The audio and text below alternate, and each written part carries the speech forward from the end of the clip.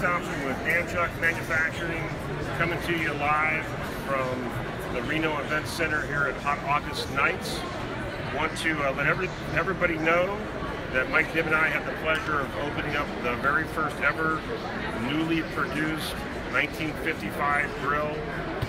This was done over the last year plus.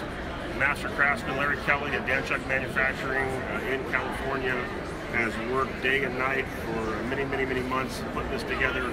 We believe this is the finest 1955 grill ever produced. And I know everybody's been hearing, they're coming, but here's one, it's done, which means that if you're on the list, waiting list to get one, yours is coming soon. We have hundreds literally in production right now, and we do provide these in a chronological order, so the sooner you get on the list, the better.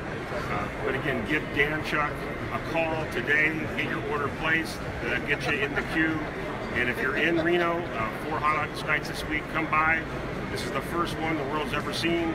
And again, we believe that you're going to love it. And there should be another one just like this showing up in Bowling Green for the Danchuk Trifive Nationals later this week as well. But again, stop by the booth if you're in Reno. Look forward to seeing you soon. Thanks.